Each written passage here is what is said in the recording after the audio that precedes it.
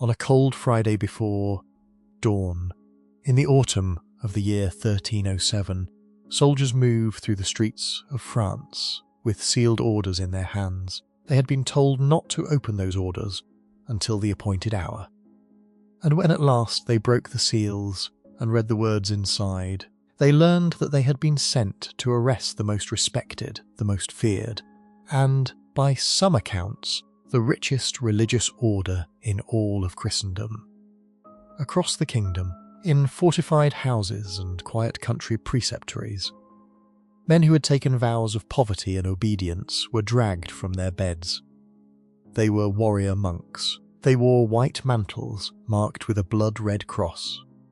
For nearly 2 centuries they had guarded pilgrims, fought in the deserts of the Holy Land, and held the savings of kings. And in a single coordinated night, the order that called itself the Four Fellow Soldiers of Christ began to disappear from the face of the earth. How does an order that powerful vanish so completely? How do men who once answered only to the Pope himself end their days in chains, accused of crimes so strange and so terrible that people still argue about them 700 years later? Where did their treasure go? And why does the world still whisper their name as though they never truly died? Tonight, settle in and let the centuries fall away. Lower the lights, let your breathing slow, and if you wish, leave a quiet word later to say where in the world you are listening from, and what hour the night has reached where you lie. There is no hurry here. We have a long road to travel together, back through crusades and councils, through golden vaults and burning stakes, through the truth and the legend alike. This is the entire story of the Knights Templar. From the first 9 men who knelt before a king in Jerusalem, to the last Grand Master who died in the flames, and to the secret the world still believes they took with them into the dark. To understand how the Templars came to be, we must first travel to a world that was, by the standards of that age, already very old and very troubled. In the final years of the 11th century, the city of Jerusalem sat at the heart of 3 faiths and the longing of millions. For Christians scattered across Europe, it was the place where their faith had been born, the city where their God had walked and suffered and risen. To stand within its walls, to touch the stones of the holy places, was the dream of a lifetime. Men and women would sell what little they owned, leave their homes and families, and set out on journeys that might take years, simply to kneel for a single day in the place they had imagined since childhood. But the road to Jerusalem was long, and it was cruel. A pilgrim, leaving a village in France, or the Rhineland, faced months of walking across mountains and through foreign kingdoms where no one spoke their tongue. They faced hunger, sickness, and the slow, grinding exhaustion of the road. And when at last they reached the coast of the Holy Land and stepped onto its dusty paths, the true danger began. The country between the ports and the holy city was wild and lawless. Bandits waited in the hills. Raiders descended on the trails that wound up from the sea toward Jerusalem. A traveller who had survived 1,000 miles of hardship could be robbed, enslaved, or killed within a few days' walk of the very gates they had crossed the world to reach. In the year 1095, far away in the cold of central France, a man rose to speak who would change the shape of that world. Pope Urban II stood before a great crowd at a council in the town of Clermont and called upon the warriors of Europe to take up the cross. He spoke of the suffering of Christians in the East, of holy places fallen under foreign rule, of pilgrims abused on the roads. He promised that those who marched would have their sins forgiven. The response was overwhelming. Across the continent, lords and knights, and many thousands of ordinary people, sewed crosses of cloth onto their clothing and swore to march east. This was the beginning of what later ages would call the First Crusade, and it was one of the strangest and most violent journeys in all of human history. The armies that set out were enormous, undisciplined, and full of suffering. They marched across the vast distances of Europe and into the lands beyond, fighting and starving as they went. Tens of thousands died on the way, of disease, of hunger, of the endless heat. Yet, against every expectation, the survivors pressed on, and in the summer of the year 1099, after a long and terrible siege, they broke into Jerusalem itself. What followed was a massacre that horrified even the men of that hard age. The streets ran with blood as the Crusaders killed without mercy, and when the slaughter finally ended, the soldiers who had marched across the world wept and prayed in the holy places, their hands still red, believing they had done the work of heaven. From that conquest, a new and fragile thing was born. The Crusaders carved out kingdoms and lordships along the eastern shore of the Mediterranean, a thin scattering of Christian states, surrounded on every side by powerful neighbours. At their heart sat the new kingdom of Jerusalem, ruled by Western lords, in a land that was not their own. These states were always outnumbered, always under threat, held together by little more than stone castles and stubborn faith. The men who governed them knew that their hold was precarious, that the next great army from the surrounding lands might sweep them into the sea.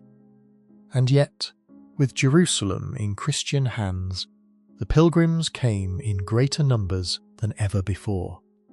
The dream that had seemed impossible was suddenly real. Ships crossed the sea heavy with the faithful, and the roads from the coast filled with coast, travellers climbing toward the holy city. But the danger had not gone away. If anything, it had grown worse. The new kingdom did not have enough soldiers to guard its own borders, let alone to patrol every winding trail where a pilgrim might be ambushed. Year after year, men and women who had crossed the world to pray were robbed and murdered within sight of their goal. The accounts of the time speak of hundreds slaughtered on a single road in a single season, their bodies left for the sun and the birds. It was into this gap, this wound in the heart of the Holy Land, that a small and unlikely group of men would step. They had no wealth, no great army, and no grand title. They were simply knights who had stayed behind when others went home, men who looked at the suffering on the roads and decided that someone must do something about it. From that humble decision, made by a handful of weary soldiers in a dangerous land, would grow one of the most powerful organisations the medieval world ever knew. But in the beginning, there were only a few of them, and almost no one noticed.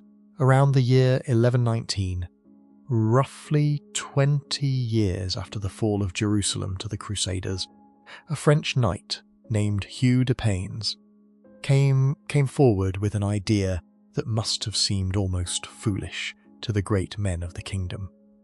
Hugh was a nobleman from the region of Champagne, a veteran soldier who had spent years in the East. He had seen the bodies on the pilgrim roads, and he had grown weary of watching the helpless die. Together with a companion, a knight named Godfrey de Saint-Omer, and a small band of fellow soldiers, he proposed to form a brotherhood with a single, simple purpose. They would protect the pilgrims. They would patrol the dangerous roads from the coast to Jerusalem, and to the holy river where the faithful came to be baptized. And they would guard the travellers with their own lives. What made these men different from ordinary knights was the vow they took. They went before the Patriarch of Jerusalem, the highest church authority in the land, and they swore the 3 great vows of a monk. They swore poverty, giving up all personal wealth. They swore chastity, renouncing marriage and the company of women. And they swore obedience, binding themselves to follow their superiors without question. They would be monks, living under a religious discipline. But they would not retreat behind monastery walls to pray. Instead, they would carry swords and armour, and they would fight. This was something new in the world. The idea of a holy warrior, a man who was both a monk and a soldier at once, struck many at the time as a strange and even troubling thing. For centuries the Church had taught that men of God should not shed blood. Now here was an order built on the belief that to kill the enemies of the pilgrims was itself a holy act. The King of Jerusalem in those years was Baldwin II, and he saw at once the value of what these men offered, a force of disciplined soldiers willing to fight for nothing but their faith, and their bread was a gift to a kingdom that never had enough defenders. So the king gave them a home, and the home he gave them would mark them forever. He granted the new Brotherhood quarters in a wing of his own royal palace, which stood upon the great raised platform in the centre of Jerusalem that Christians of the time believed to be the site of the ancient Temple of Solomon, the holy house of the kings of old, because they made their headquarters upon the Temple Mount, in the place they believed to be the Temple of Solomon. The Brotherhood took its name from it. They became known as the poor fellow soldiers of Christ and of the Temple of Solomon. In time, the world would shorten this long and humble title to a single word. They became the Templars. In those first years they were astonishingly poor, and their poverty was real, not a pose. The order kept among its symbols an image that would stay with it forever, the picture of two knights riding upon a single horse. The meaning was clear. In the beginning, they were so lacking in wealth that two brothers might have to share one mount between them. They depended on the charity of others for their food and clothing. They had no grand castles, no chests of gold, no vast estates. They had only their vows, their swords, and the roads they had sworn to keep. For about 9 years the order remained tiny. The number of brothers, by some accounts, stayed at no more than a handful, perhaps the original 9 knights and a few others. They patrolled the trails, escorted the pilgrims, and slowly built a reputation for courage and discipline. But an order that small could never hope to truly secure the roads of an entire kingdom. They needed numbers. They needed recruits and resources, lands and donations, the steady support of the great and wealthy of Europe. And to win that support, a poor band of unknown knights in a distant land would need a champion, a voice that could reach the ears of kings and popes, a man whose word carried weight across all of Christendom. That champion was about to appear. But first, Hugh de Paynes made a decision that would change everything. He and a few of his brothers left the Holy Land and sailed back to Europe. They went not to retire, but to plead their cause before the powerful, to seek recognition from the Church and gifts from the faithful. They carried with them the story of the suffering pilgrims and the courage of the few who guarded them. They travelled from court to court, and everywhere they went, men listened. The idea of the warrior monk, so strange at first, was beginning to capture the imagination of an age that loved both faith and feats of arms. The seed had been planted. What had begun as 9 weary soldiers sharing horses on a dusty road was about to become something the world had never seen, and the man who would water that seed and make it grow into a mighty tree was a slender, fiery monk in a French abbey. A man whose words could move kingdoms. The man who would lift the Templars from obscurity to glory was named Bernard, the abbot of a monastery at Clairvaux in eastern France. Bernard was not a soldier, and he was not a king. He was a thin, often sickly monk who had withdrawn from the world to live a life of prayer and harsh discipline. And yet, in his own century, there was perhaps no more powerful voice in all of Europe. When Bernard spoke, popes listened. When Bernard wrote, kings changed their minds. His letters crossed the continent and shaped the decisions of the mighty. He had a gift for words that few before or since have matched, and a faith so fierce that it seemed to burn through everything he touched. The fate of the young Order of the Temple now fell into his hands, and Bernard chose to make their cause his own. It happened that Hugh de Paynes and his brothers had powerful connections in the region around Champagne, the very land where Bernard himself had been born and where his abbey stood. Through these ties, the appeal of the Templars reached the abbot, and Bernard saw in them something that stirred his soul. Here was a way to take the violent energy of the warrior class, the restless knights who spent their lives fighting and feuding, and to turn it toward a holy purpose. Here were men who would fight, but who would also pray, who would shed blood not for plunder or pride, but for the protection of the helpless and the glory of God. To Bernard, this was a kind of redemption, a path by which the sinful soldier might be saved through the very strength of his arm. In the year 1129, a great church council gathered in the town of Troyes in France.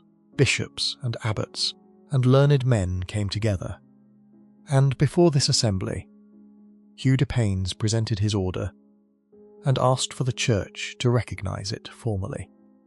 With the influence of Bernard behind them, the Templars received exactly what they had hoped for.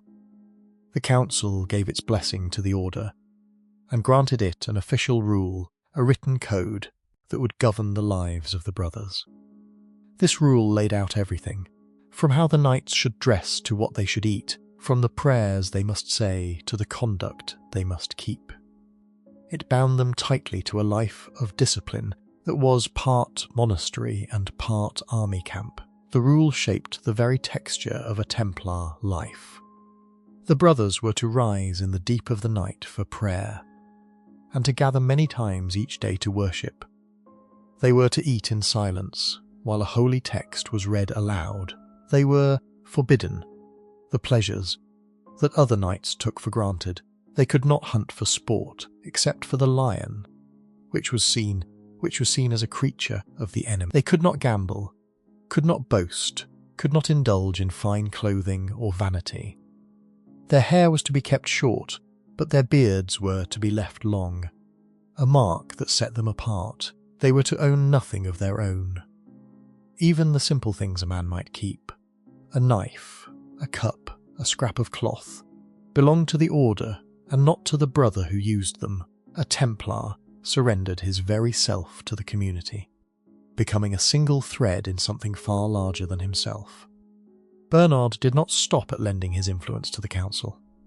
He took up his pen and wrote a work in praise of the new order that would echo through the age. In this writing he set out, in burning words, why these warrior monks were worthy of honour and support. He drew a sharp contrast between the ordinary knight, who fought for worldly glory and risked damning his soul with every act of violence, and the Templar, who fought only for a holy cause, and so could kill without sin and die as a martyr. The new knighthood, he argued, was a knighthood unlike any the world had seen, one that conquered both the enemies of the flesh and the enemies of the spirit. These words spread far and wide, and they did more than any sword to win the order its place in the heart of Christendom. With the church behind them, and Bernard singing their praises, the Templars were transformed almost overnight. Where once they had been an obscure band of a few poor knights, now they became a cause that the noble and the devout across Europe longed to support. Gifts began to flow toward them, gifts of money, of land, of weapons and horses, of young men eager to take the vows.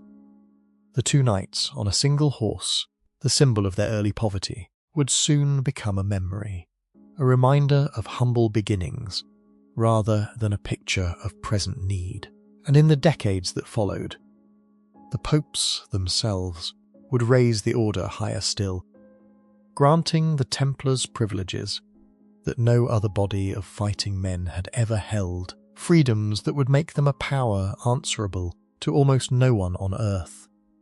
The seed had become a sapling, and the sapling was reaching for the sky. The true measure of the Order's rise can be seen in the extraordinary gifts the popes bestowed upon it. In the year 1139, a papal decree was issued that placed the Templars in a position unlike that of any other group of men in the Christian world. By this decree, the Order was made answerable to the Pope alone. No king could command them. No bishop could discipline them. No local lord could tax them, or judge them, or call them to account. Wherever they went, they stood outside the ordinary laws and powers of the lands they passed through, subject only to the distant authority of Rome. They could build their own churches and bury their own dead. They could keep the spoils they took from the enemies of the faith. They were exempt from the tithes that everyone else owed to the church, and in time they were even granted the right to collect tithes themselves, in an age when every man owed loyalty and obedience to some lord above him. The Templars answered to no one but the highest power in Christendom. These privileges made the Order something close to a state within all the states of Europe. A Templar house in France, or England, or Spain, was an island of independent power, immune to the demands of the local ruler. The brothers could move freely across borders that were closed to others.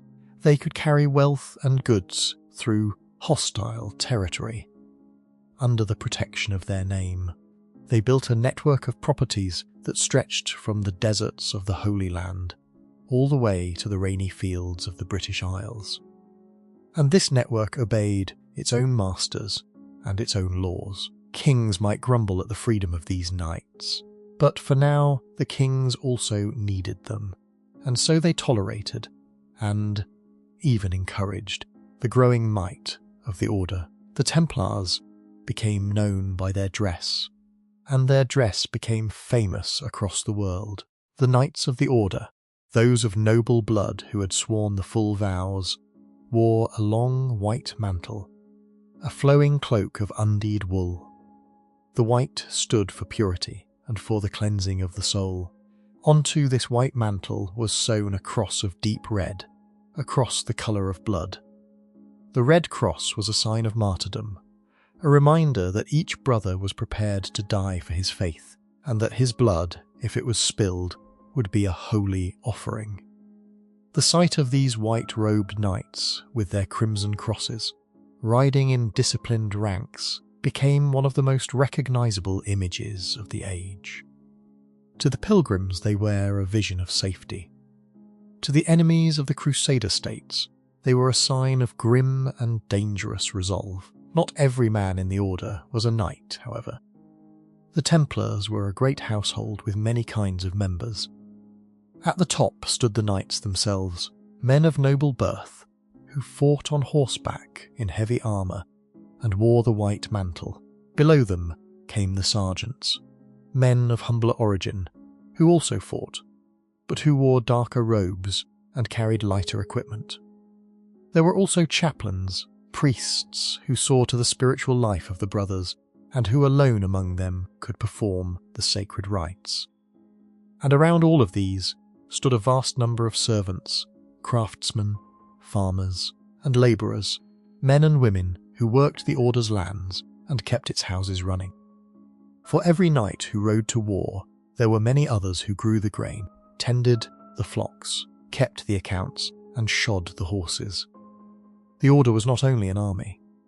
It was a great economic body, a sprawling enterprise that fed and clothed, and armed itself from its own enormous holdings. Those holdings grew with astonishing speed. As Bernard's words spread and the fame of the Order rose, the pious and the powerful across Europe rushed to give. A dying lord might leave the Templars a manor or a vineyard in the hope of saving his soul.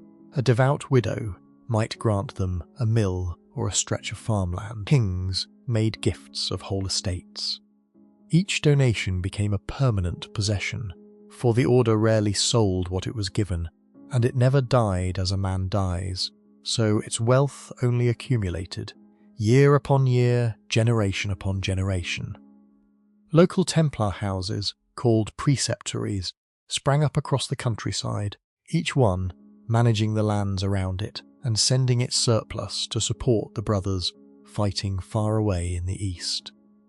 A preceptory might be a modest farmstead, with a chapel and a few brothers, or it might be a great fortified complex. Together they formed a chain that bound the wealth of Europe to the war in the Holy Land. By the middle of the 12th century, only a few decades after the order had been 9 poor men sharing horses, the Templars had become one of the wealthiest and most influential institutions in the Western world. They commanded armies, owned vast territories, and held privileges that set them above the common run of mankind. But they had not forgotten their original purpose. For all their growing riches, the brothers in the East still fought and died on the frontiers of the Crusader kingdoms, holding the line in castles baked by the desert sun.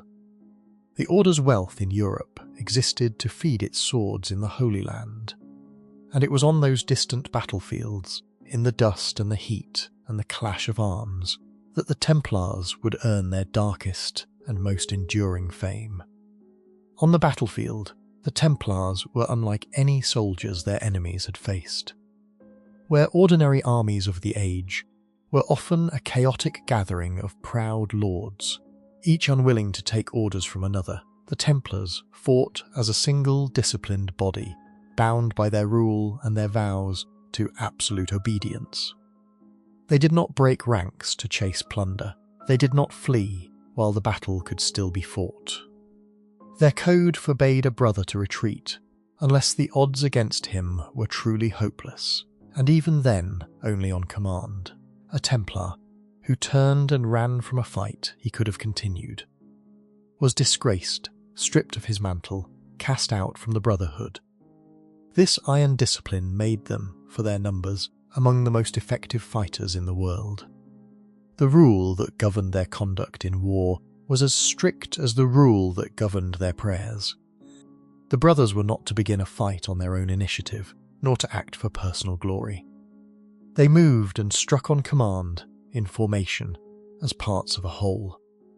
When they charged together, a wall of armoured horsemen driving forward with terrible weight.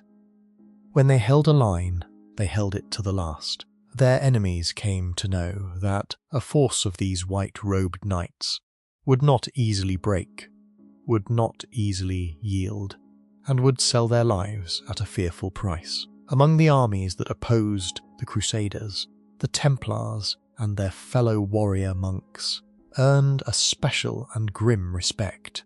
They were the hardest part of any Crusader force, the part that did not run. This very reputation made them marked men. When a great Muslim commander of the age, the famed Saladin, won a crushing victory over the Crusader army at the Horns of Hattin in the year 1187, he treated the captured Templars and Hospitallers differently from the other prisoners. The ordinary knights and soldiers might be ransomed or spared, but the warrior monks were considered too dangerous, too fanatical, too unyielding to be allowed to live. Saladin ordered them put to death, and the chronicles tell that the brothers went to their execution without fear, even with a kind of eagerness, for to die at the hands of the enemy in the cause of their faith was, to them, the highest of all ends.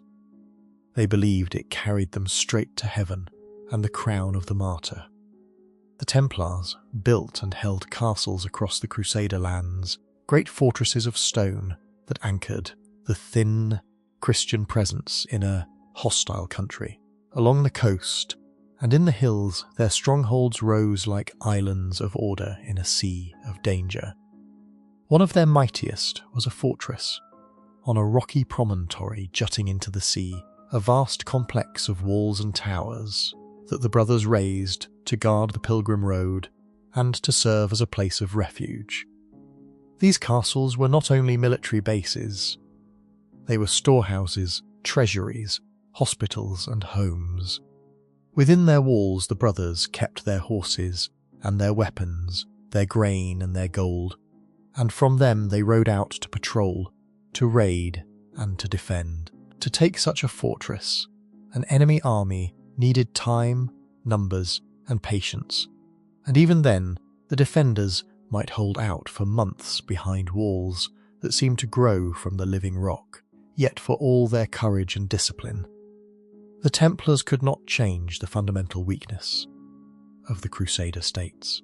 The Christian hold on the Holy Land was always thin, always outnumbered, always dependent on reinforcements and money from a Europe that was far away and often distracted by its own quarrels. The brothers won many battles, but they also suffered terrible defeats. For the strategy of the order was bold and aggressive, and boldness in war sometimes leads to disaster. There were days when a Templar charge turned the tide and saved a kingdom, and there were days when the same fierce courage carried whole companies of brothers to their deaths. On ground they could not hold, the order bled steadily through the long decades of the Crusades, losing experienced knights who could not easily be replaced, for it took years to raise and train a brother to the standard the rule demanded. Behind the fighting men stood the vast machinery of the order, and much of that machinery was concerned not with war, but with money. To keep an army in the field across the sea, to maintain castles, and feed thousands of brothers and servants, to ship horses and weapons and supplies from Europe to the East, required wealth on a scale that few institutions could command. The Templars had that wealth, and they learned to manage it with a skill that was, for their time, remarkable. The same network of houses that supported the war became a network for moving and storing and lending money, and in this quiet work of accounts and coins and credit, far from the glamour of the battlefield, the Order would develop an entirely new kind of power, a power that would in the end prove far more dangerous to them than any enemy sword, for it was their wealth and the envy it awakened that would one day bring them down. The Great Crusades, daffodils. The Great Crusades that swept across the 12th and 13th centuries were the stage on which the Templars played out their finest hours and suffered their worst calamities. When a second crusade was called, after one of the Crusader strongholds in the east was lost, the kings of France and the German lands marched once more toward the Holy Land, and the Templars were there to guide and guard them. The Order knew the country, knew its dangers and its ways, in a manner that the newly arrived armies from Europe did not, and the brothers often served as the steadiest part of a crusading host. When that great expedition foundered in failure and retreat, it was frequently the Templars who held the rear, who covered the withdrawals, who kept discipline while grand lords quarrelled and armies dissolved. Even in defeat, the Order earned a reputation as the most reliable fighting force in the Christian East. There were victories too, and some of them were dazzling. In one famous battle, a small Crusader army, with the Templars at its heart, met a far larger enemy force, and, against all expectation, shattered it in a sudden and furious charge.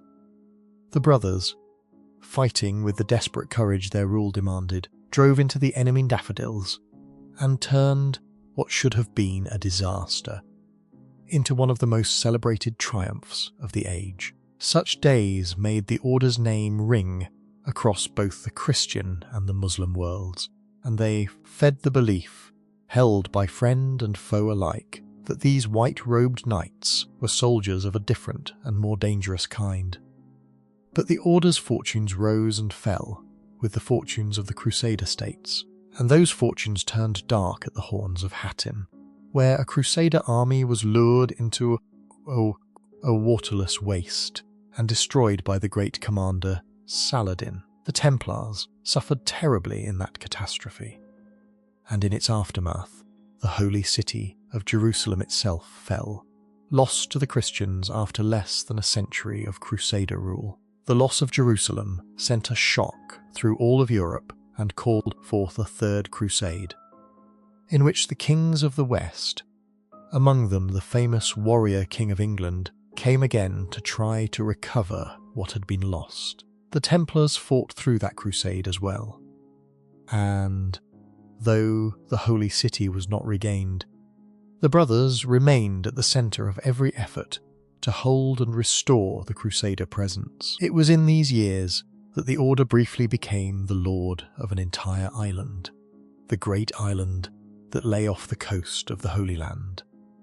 Through the tangled politics of the Crusades, the Templars came for a time to hold this island, but they found that ruling and taxing a whole population was a very different matter from guarding pilgrims and fighting battles. The people rose against the heavy hand of the brothers, and the order, deciding that the island was more trouble than it was worth, soon passed it on to another lord.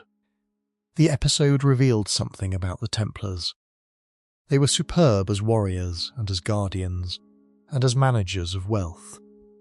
But they were not, by temperament or training, rulers of ordinary folk, and they did not long wish to be. Through all these wars and ventures, the order kept up its relentless service on the frontiers, garrisoning castles, escorting pilgrims, raiding and being raided, bleeding away its strength in the endless struggle to hold the thin Christian foothold in the East. Every generation of brothers fed itself into that struggle, and every generation left its dead in the dust of the Holy Land. The cost was enormous, and it was paid in the lives of the order's most experienced and most devoted men. Yet the brothers did not falter. War, after all, was the very reason the order had been made, the purpose written into its founding vows, and the Templars met that purpose year upon bloody year with a constancy that even their enemies could not deny. They were dying slowly for a cause that the wider world was ceasing to care about. And they did not stop. The Templars did not stand alone in the world of holy war, for they were the first and most famous of a whole family of military orders that arose in the same age. Chief among their companions and rivals were the Hospitallers, an order that had begun by caring for sick and poor pilgrims in a great hospital in Jerusalem, and which had then, like the Templars, taken up arms to defend the faith. The two orders were often allies on the battlefield, fighting side by side in the great campaigns, sharing the burden of holding the frontier. But they were also rivals, competing for donations, for influence, and for prestige, and the relationship between them was a tangled mixture of brotherhood and jealousy, where the Templars wore white mantles with red crosses. The Hospitallers wore dark robes marked with a white cross, and the two could be seen together in many a Crusader host, the most formidable warriors of the Christian East. There were other orders too, born in imitation of the first, far to the north and east of the Crusader states. A German order of warrior monks arose, men who would carve out their own dominion along the cold Baltic shores, waging their own holy wars against the pagan peoples of those lands. In the kingdoms of the Spanish peninsula, native military orders sprang up to fight the long frontier war there, the model that the Templars had pioneered. The fusion of the monk and the soldier proved so powerful and so appealing that it spread across the whole of Christendom, taking root wherever the faith found itself at war. The Templars had been the seed from which this whole strange and warlike garden grew, and they remained, in fame and in wealth, the greatest of all the orders for most of their history. The enemies the Templars faced were as varied as their allies. The great Muslim commanders of the age, men like the famed Saladin, were worthy and formidable foes, and the long struggle between them and the Crusaders was marked by both savagery and, at times, a strange mutual respect. But there were stranger enemies too. In the mountains of the east dwelt a secretive sect whose members were said to strike down their chosen targets with sudden and fearless violence, a group whose very name passed into the languages of Europe as a word for a hidden killer. These shadowy warriors and the Templars sometimes fought, sometimes negotiated, sometimes even paid one another. In the complex and shifting politics of the Crusader world, where alliances crossed the lines of faith and yesterday's enemy might be tomorrow's reluctant friend. The Order's history was marked by great commanders and by reckless ones, by wise grandmasters who husbanded the Order's strength, and by rash ones who threw it away. There were occasions when the pride and aggression that the Order's rule encouraged led its leaders into disaster. When a Grand Master, too eager for battle, too confident in the courage of his brothers, hurled them against impossible odds and saw them cut down. The very discipline that made the Templars so dangerous, the refusal to retreat, the readiness to die, could become a weakness in the hands of a foolish commander. For brave men who will not flee can be led to their deaths as surely as they can be led to victory. The Order's chronicles hold both glory and tragedy, triumphs that saved kingdoms and blunders that drowned whole companies of brothers in their own blood. Through it all, the Order endured, replacing its losses, training new brothers, holding its castles and its houses, sending its wealth from west to east to feed the endless war. It was a machine of remarkable resilience, able to absorb defeat after defeat and still continue, still field its armies, still patrol its roads. No single battle, however terrible, could destroy it, for behind every brother who fell stood the vast network of European houses ready to raise and equip another. This was the Order's great strength, the deep reserve of wealth, and men that let it weather storms that would have shattered a lesser body.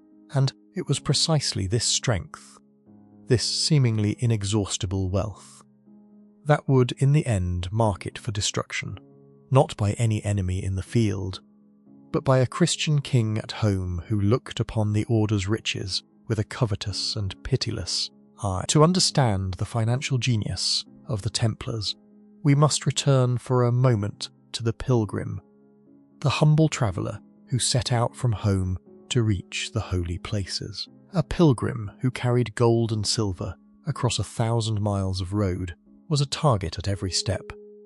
Bandits, dishonest innkeepers, corrupt officials, and outright thieves all waited to relieve him of his money. A man might leave home with enough to see him through the journey and arrive at the coast of the Holy Land with nothing, robbed somewhere along the way. The danger of carrying wealth was nearly as great as the danger of the road itself. And here the Templars, with their network of houses stretching across the whole of the Christian world, saw both a service they could provide and a way to grow their own strength. The solution they developed was simple in idea and revolutionary in effect. A pilgrim preparing to leave Europe could go to a Templar house near his home and deposit his money there. The brothers would record the amount and give him a document, a kind of written note that proved what he had left in their keeping. The pilgrim then travelled to the Holy Land, carrying not gold, but only this paper, which was worth nothing to a thief who did not know its meaning. When he arrived at his destination, he would present the document at a Templar house in the east, and the brothers there would pay out to him the value of what he had deposited back home. In this way, the pilgrim crossed the world without ever carrying the wealth that might have gotten him killed. He left it in one place and reclaimed it in another, and the Order moved the value across the distance through its own internal accounts. This was, in its essence, an early form of banking, and the Templars practiced it on a scale that no one else could match. Only an organization with houses everywhere, with brothers who could be trusted, with the strength to guard its treasuries and the discipline to keep honest records, could make such a system work. The Order had all of these things. Its network became a web through which money could flow safely across vast distances, and people of every rank began to make use of it. It was not only pilgrims who entrusted their wealth to the brothers.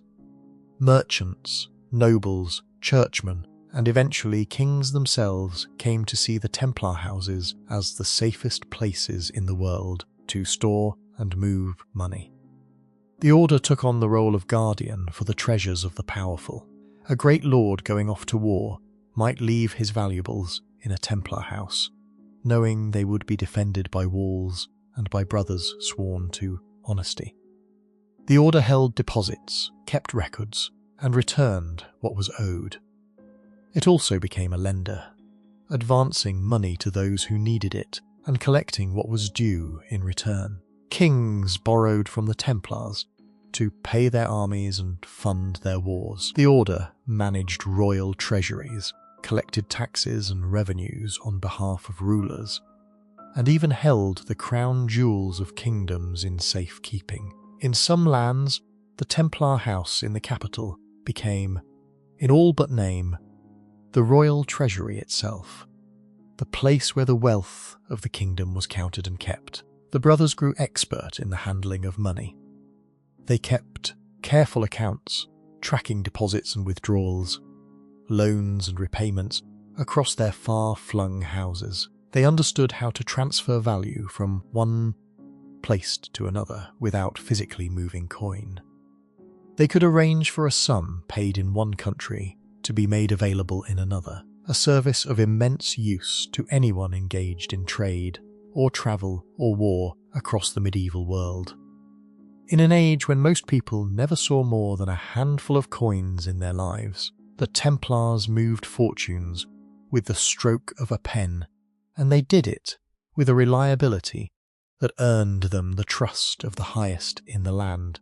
All of this brought the Order enormous wealth, but it also brought it a quieter and more dangerous kind of power.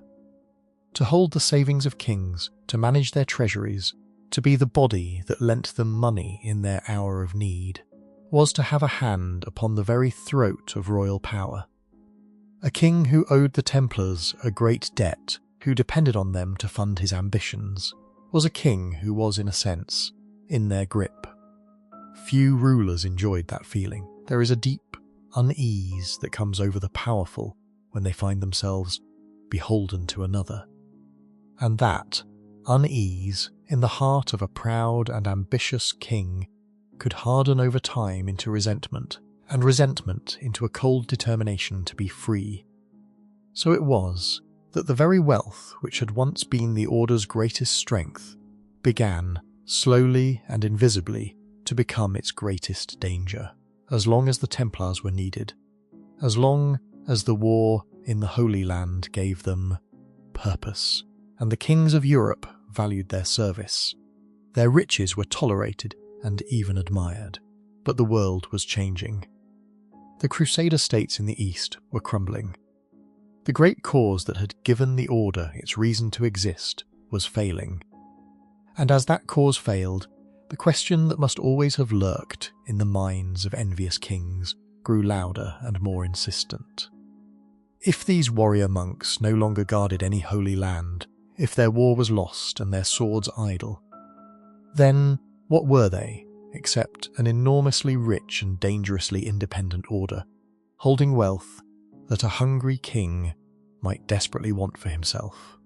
Before we follow the Order toward its terrible end, let us pause and step inside the daily life of a Templar, for the truth of who these men were is far stranger and far more human than the legends that would later grow up around them. A brother of the Order lived a life of relentless routine, shaped by the bell and the rule, with little room for the self. The day began Viorn, long before dawn in the dark and the cold, when the brothers rose from their hard beds at the sound of the bell and made their way to the chapel for the first prayers of the night. They slept in their clothing, in shared quarters, with a lamp kept burning through the night so that the darkness was never complete. There was no privacy as we would understand it, no hour that belonged to the brother alone.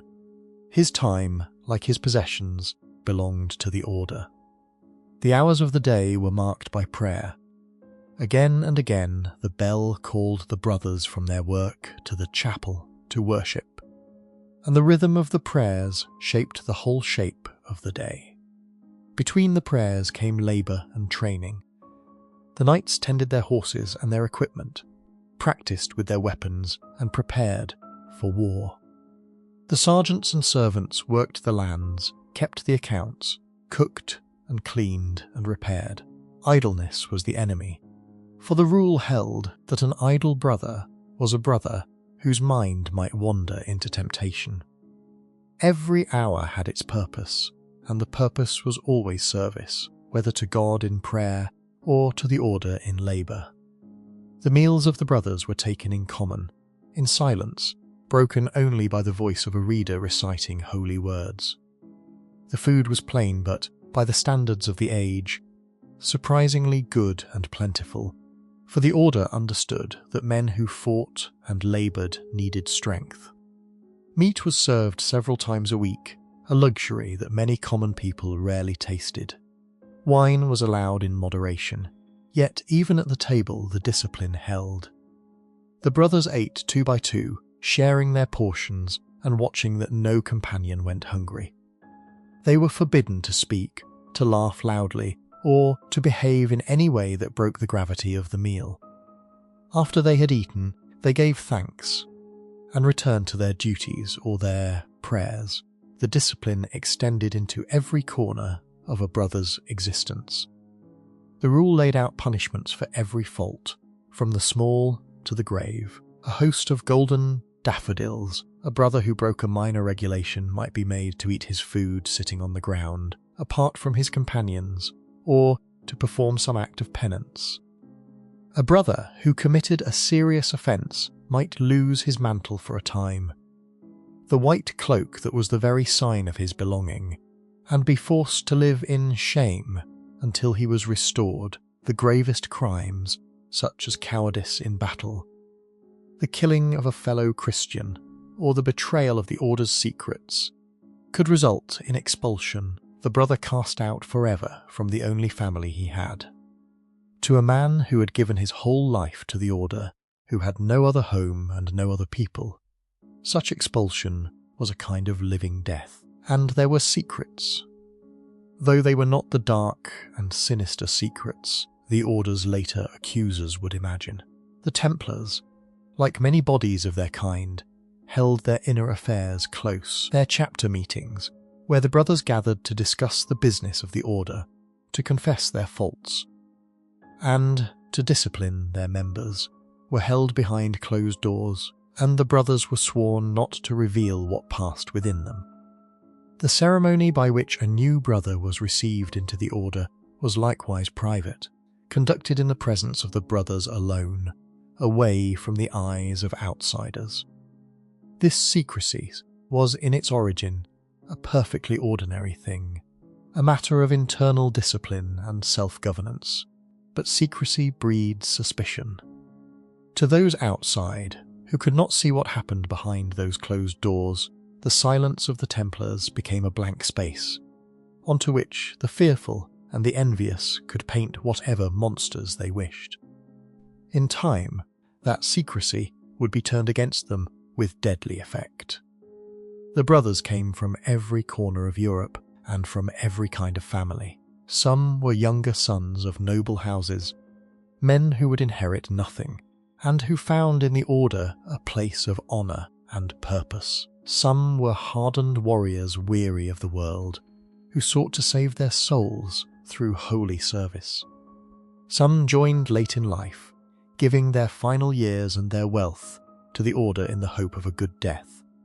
They were not, for the most part, fanatics or mystics or men of dark designs. They were ordinary men, with ordinary faults and ordinary courage, living an extraordinary life under a hard and holy rule. They prayed, they fought, they laboured, they aged, and they died, and the order received new members and went on, as it had for nearly 200 years. It must have seemed to them that it would go on forever. But far to the east, the foundation on which their whole world rested was about to give way at last, while the brothers fought and died in the east. The true foundation of their power lay quietly in the west, in the vast web of houses and lands that the Order had spread across the whole of Europe. To picture the Order only as warriors in the desert is to miss most of what it was. For every brother who rode to war in the Holy Land, there were many more at home in Europe, working the soil, keeping the accounts, raising the horses, and gathering the revenues that paid for the war across the sea. The Order had become, in effect, a great land-holding enterprise that stretched from the cold north to the warm south, and the wealth it drew from this enterprise was the lifeblood that kept its swords in the field. In the great cities, the Order's houses were places of importance and grandeur. In Paris, the Temple of the Order was a mighty walled compound, a fortress within the city, with a great tower that became famous as one of the strongest and most secure places in the kingdom. Daffodils kept their treasures. Here the brothers kept their treasures and conducted the financial business that made them so useful to kings and merchants. In the chief city of England, the Order likewise built a great house with a round church modelled upon the holy buildings of Jerusalem, and that church still stands today, one of the most remarkable survivals of the Order's long presence. These urban houses were the visible faces of the Order in the heart of the Western world, and they made the Templars a familiar and respected presence to townsfolk who would never see the deserts where the brothers fought. Beyond the cities, the Order's preceptories dotted the countryside like a scattering of holy farms. A typical preceptory might consist of a chapel, a hall, barns and stables, and the fields and pastures around them, all worked by the brothers and their servants. The brothers who ran these country houses were rarely the great warriors of legend. They were more often careful managers, men who oversaw the planting and the harvest, who collected the rents from tenants, who saw to the breeding of horses and the raising of flocks. Their work was unglamorous but essential, for it was the steady flow of grain and wool and coin from these scattered houses that funded everything the Order did. The romance of the warrior monk has overshadowed this quieter reality. But in truth, the Order was as much a network of farms and counting houses as it was a band of holy knights. There was one corner of Europe, however, where the brothers in the West did far more than farm and count. In the lands of the Spanish and Portuguese kingdoms, a long war was being fought, a slow and grinding struggle to push back the frontier and reclaim territory for the Christian rulers of the peninsula. Here the Templars were not merely managers of distant estates. They were front-line warriors, granted castles and lands along the contested border, charged with holding the frontier and pressing it forward. The crowns of these kingdoms valued the Order greatly for this service, and the relationship between the Templars and the Iberian rulers was, as a result, far warmer and far more trusting than the relationship between the Order and the King of France would prove to be. This difference would matter enormously when the storm finally broke, for, in Iberia, the brothers had earned a loyalty that would help shield them from the worst of what was coming. The men who filled the Order's ranks came from every part of this great network and from every layer of society. Some were the younger sons of noble families, men with no inheritance to look forward to, who found in the Order a life of honour and meaning. Some were ordinary men who joined as sergeants or servants, drawn by the security and the dignity that membership offered. Some were old men nearing the end of their lives, who gave their wealth and their final years to the order in hope of a holy death. They were bound together by their vows, by their white and dark robes, by the cross they wore and the rule they kept, into a single body that spanned a continent. It was an extraordinary thing, this brotherhood without borders, this order that obeyed its own masters across every kingdom, and for nearly 200 years it endured and prospered. To those who lived within it, it must have seemed as permanent as the church itself, a fixed part of the order of the world. They could not have imagined how quickly and how completely it would all be torn away. The slow death of the Crusader states in the Holy Land was the long shadow that fell across the Order's final century. For all the courage of the warrior monks, for all the gold poured out and the blood spilled, the Christian hold on the East was failing. The great victory of the First Crusade, won so long before, had never been securely held. Generation after generation, the territory shrank. Cities that had been taken were lost again. The armies that came from Europe to reinforce the kingdoms grew fewer and weaker, and the enthusiasm that had once sent whole peoples marching east cooled into indifference. The men of Europe had wars and troubles enough at home, and the distant Holy Land, which had once been the dream of all Christendom, slipped lower and lower in their concerns. The loss of Jerusalem itself, after Saladin's great victory, had been a catastrophe, though the city would briefly change hands again in the decades that followed, but the deeper trend never reversed. The Crusader kingdoms were dying by inches, pushed back toward the sea, clinging to a shrinking strip of coast. The castles that the Templars and the other orders had built and held with such labour fell one by one, some taken by storm, some surrendered when no relief could come, some simply abandoned as the ground beneath them gave way. Each loss was a wound, and the wounds did not heal. The brothers fought on, but they were fighting a war that the larger world had decided not to win. The end came in the year 1291, at the great port city of Acre, the last major stronghold of the Crusaders in the Holy Land. A vast army laid siege to the city, and within its walls the defenders, including the Templars and the other military orders, fought with desperate courage. The siege was long and savage. The walls were battered and breached, and the attackers poured into the streets. In the chaos and the slaughter, the brothers fought to the last, covering the retreat of the people toward the harbour, where ships waited to carry the survivors away. Across the sea, the Templar headquarters in the city held out even after much of the rest had fallen, a final point of resistance, until it too was overwhelmed.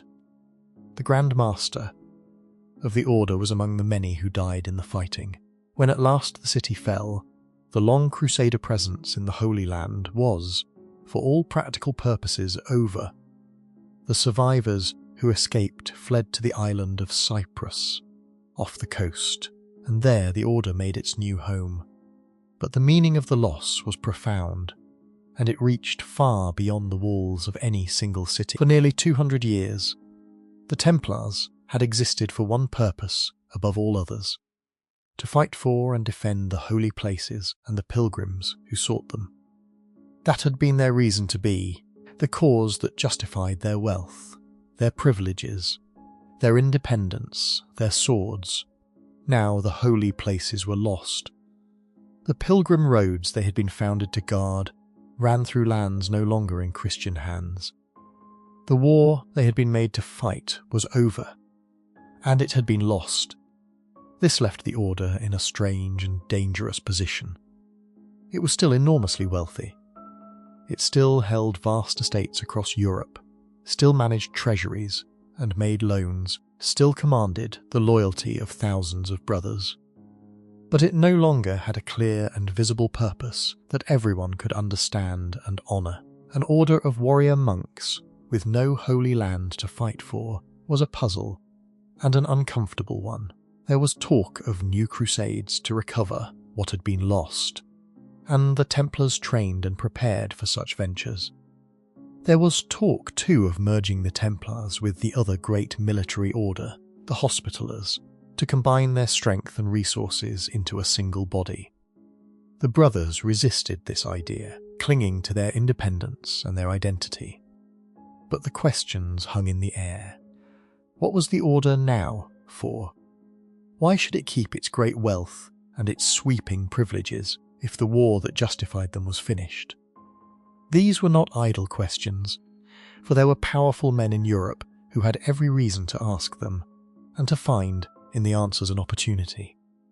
The Order's wealth, once a tool for holy war, now looked to envious eyes like a vast prize lying within reach, defended by a purpose that had crumbled away. The independence of the Templars, once a privilege granted for their sacred mission, now looked like an affront, an island of unaccountable power in a world where kings were working to gather all authority into their own hands. The brothers, returning to their houses in Europe, carrying the grief of their lost cause, may not have fully understood how exposed they had become. They had lost the war in the East. Now they would face a far more cunning and merciless enemy in the West, an enemy who wore a crown, who smiled and spoke of faith, and who had already decided that the Order must be destroyed, and its treasure made his own. The king who would become the Order's destroyer was Philip IV of France, a ruler known to history as Philip the Fair, a name that spoke of his striking appearance rather than any fairness of character. He was a cold and formidable man, handsome and silent, with pale eyes that gave little away. Those who dealt with him found him hard to read. A king who spoke rarely and revealed nothing, who let his ministers do much of the talking while he watched and calculated. Beneath the still surface lay a fierce and unyielding will, and a vision of royal power that brooked no rival. Philip believed that the King of France should stand above all others, within his realm, above the great lords, above the church itself, answerable to no earthly authority, and he was prepared to do almost anything to make that vision real. Philip's France was, despite its grandeur, a kingdom in deep financial trouble. The king's wars and ambitions cost far more than his revenues could supply, and he was forever short of money. To fill his empty treasury, Philip resorted to measures that made him feared and hated. He debased the coinage, mixing cheaper metal into the coins, so that each piece was worth less than it claimed, a trick that brought him short-term gain, but spread confusion and anger through the kingdom. He squeezed every source of revenue he could find, and he turned, again and again, upon the wealthy and the vulnerable, upon any group rich enough to be worth plundering, and weak enough to be plundered safely. He expelled the Jews from his kingdom and seized their property. He fell upon the foreign merchants and bankers who had lent to him, arresting them and confiscating their wealth. Philip had learned that a rich and unprotected target could be turned into ready money by the simple application of royal force. The Templars were the richest target of all. They held great treasure in their houses in France, and Philip owed them money, for like other kings he had borrowed from the Order. The Paris house of the Templars was, in effect, a treasury where vast wealth was stored. To a king as hungry for money and as ruthless as Philip, the Order presented an almost irresistible temptation. If he could only find a way to destroy the Templars and seize their possessions, his financial troubles might be solved at a single stroke, and a powerful, independent body that answered not to him, but to the Pope, would be swept from his kingdom forever. The wealth, the independence, the very strength of the order all marked it out as a prize and a threat in the eyes of the French king. But destroying the Templars was no simple matter.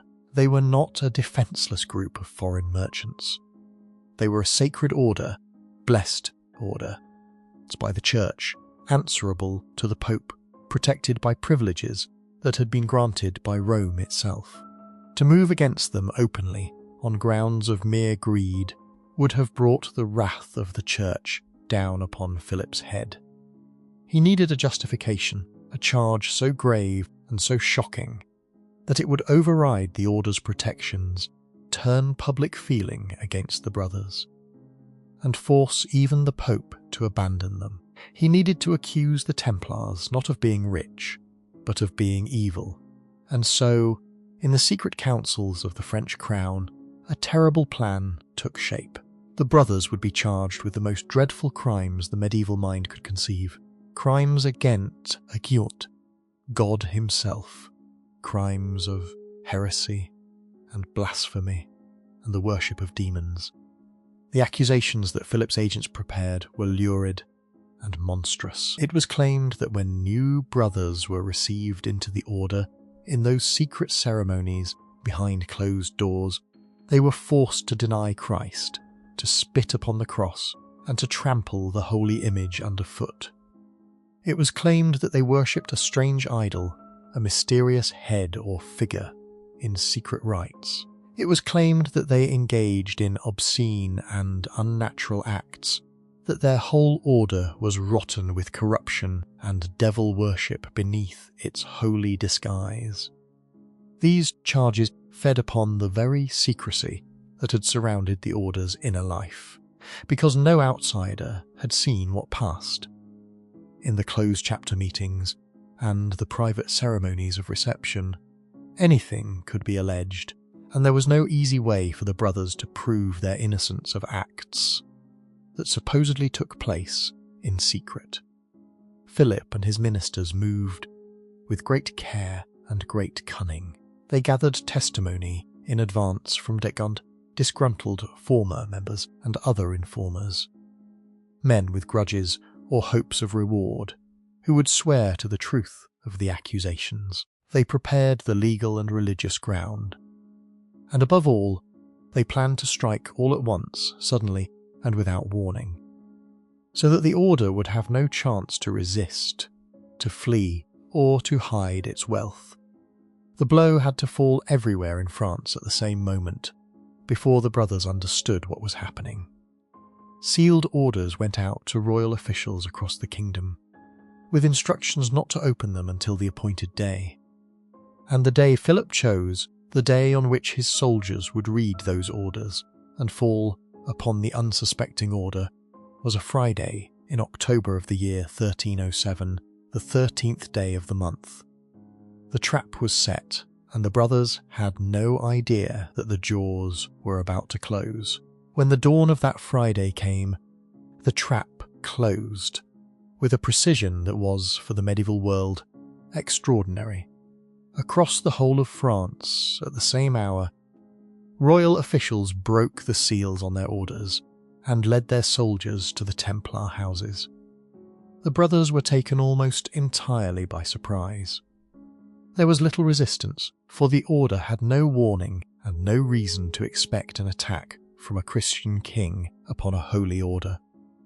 Knights and sergeants and servants were seized in their beds and their chapels, bound and carried off to prison. The Grand Master of the order, an aged man named Jacques de Molay, who had only recently been in the king's company, and had even served as a pallbearer at a royal funeral just days before, was among those arrested. In a single morning, hundreds upon hundreds of brothers across France passed from freedom and honour into chains and dungeons. With the brothers in his hands, Philip moved at once to extract the confessions that would justify what he had done. And here the story descends into horror, for the means used to obtain those confessions was torture. Prisoners were questioned by interrogators determined to make them admit to the dreadful charges. And when the brothers denied the accusations, as most did, at first, the torture began. The methods of the age were savage beyond description. Men were stretched upon racks until their joints tore apart. Their feet were greased and held to fire until the flesh burned away. They were hung by their limbs, starved, beaten, and deprived of sleep, kept in darkness and pain until the mind itself began to break. Under such treatment, the human body and spirit can be made to say almost anything. A man in unbearable agony will confess to crimes he never committed simply to make the pain stop, will agree to any lie his tormentors put before him, and so the confessions came. One by one, brothers who had denied the charges under questioning gave way under torture and admitted to whatever they were told to admit. They confessed to denying Christ, to spitting on the cross, to worshipping idols, to the obscene rites their accusers described. Many of these confessions echoed one another, with suspicious closeness, for they were not spontaneous accounts, but the repetition of charges that had been put into the prisoners' mouths under unbearable duress.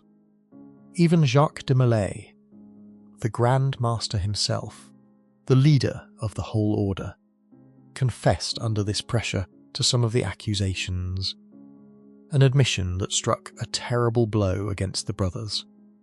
For if the head of the order confessed, who would believe in its innocence? The confessions, however obtained, gave Philip exactly the appearance of justice he had wanted.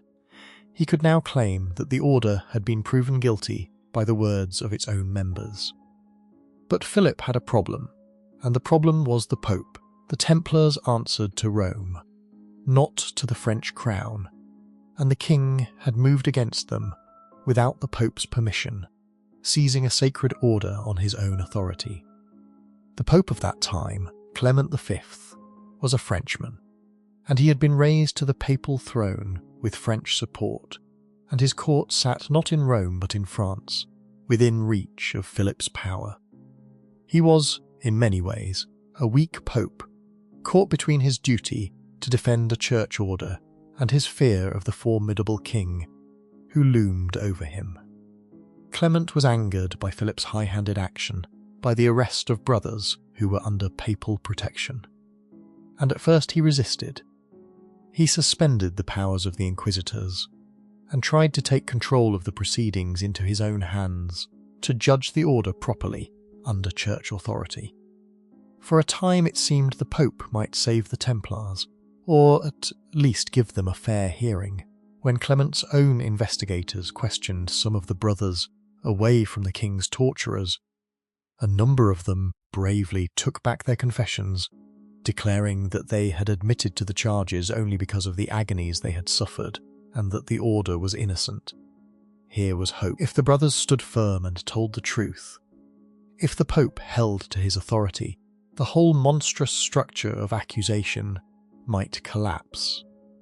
But Philip was not a man to be denied his prey. He brought all his pressure to bear upon the Pope, reminding him of his weakness and his dependence, threatening and manoeuvring until the Pope's resistance crumbled.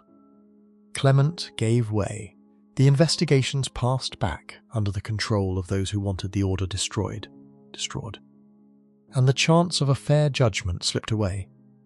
What followed were years of legal struggle, of trials and hearings stretching across France and beyond. The brothers were examined again and again, their confessions taken and retaken, their fate dragged out through a long and grinding process. Outside France, where Philip's power did not reach so directly, the picture was different. In other lands, where the brothers were not subjected to the same torture, few confessed to anything, and many were eventually cleared or quietly absorbed into other ways of life. This contrast told its own story. Where there was torture, there were confessions of monstrous crimes. Where there was no torture, there was little but the ordinary record of an ordinary religious order. To anyone willing to see, the pattern revealed the truth. But the men who held the power had no wish to see, for they had already decided what the truth must be, and they were determined to bring the whole affair to the end they desired. The trials of the Templars stretched on for years, and they spread far beyond the borders of France, becoming a vast and tangled affair that drew in the whole of the Christian world. Once the Pope had taken a hand in the matter, he ordered that the order be investigated everywhere, in every land where it held houses, so that the truth, whatever it was, might be uncovered. And so, across Europe, brothers were summoned and questioned, their lives and their ceremonies examined, their answers written down by clerks and sent to be weighed by churchmen. The records of these inquiries, where they survive, give us one of the most detailed pictures we possess of the inner life of any medieval order. For in the effort to destroy the Templars, their accusers preserved an enormous quantity of testimony about who the brothers really were and how they really lived. What that testimony reveals, read carefully across the different lands, is deeply telling. In France, where the king's torturers were at work, the brothers confessed in great numbers to the most shocking crimes, to denying Christ and worshipping idols and all the rest. But in lands where torture was not used, or was used far less, the picture was utterly different. There the brothers questioned without the rack and the fire, denied the charges almost to a man. They described their ceremonies of reception, their chapter meetings, their daily routines, and what they described was the ordinary, if secretive, life of a religious order, not a coven of heretics. The few faults they admitted were small and human, matters of pride or carelessness or minor lapses in discipline, nothing remotely like the monstrous evils the accusations described. The contrast could not have been clearer. Where there was pain, there were confessions of horror. Where there was no pain, there was only the unremarkable truth. The strange charge of the idol, the supposed head or figure that the brothers were said to worship, dissolved under honest examination into confusion and contradiction. When the accused were pressed to describe this idol, their accounts wandered in every direction. Some said they had never seen any such thing. Some, under torture, described it one way, and others another, with no agreement on its shape, its appearance, or even its existence. There was no consistent object, no shared secret rite, nothing that an honest investigator could pin down. The idol existed in the accusations and in the broken confessions of tortured men, but it left no trace in the actual houses of the order, where no such thing was ever found. To later eyes, the whole charge has the look of an invention, a sinister image, conjured up to give the order the appearance of devil worship, and then forced into the mouths of suffering prisoners who would say anything to end their agony. In France, the order tried for a time to defend itself, and this episode is among the most moving in the whole grim story. When the Pope's own commission gathered in Paris to hear the matter, brothers came forward, hundreds of them, to declare that they wished to defend their order against the charges. These were men who had everything to lose, who knew the terrible power arrayed against them, and yet they stepped forward to speak for the truth. Some made eloquent and courageous statements, insisting that the order was holy and innocent, that the confessions had been wrung out by torture, that the brothers who had died in prison or under questioning had been faithful servants of God. For a brief season, it seemed that this brave defence might gather enough strength to overturn the whole proceeding. The accusers had not expected such resistance, and they were alarmed by it, but the defence was crushed, as we have seen, by an act of pure terror, the burning of those brothers who had dared to take back their confessions. After that, The men who might have spoken fell silent, and the proceedings ground on toward their predetermined end. Yet the memory of that defence remains, a testament to the courage of ordinary brothers who, faced with torture and death, and death, still tried to stand up for the truth and for the honour of the order they had served. They failed, and many of them died.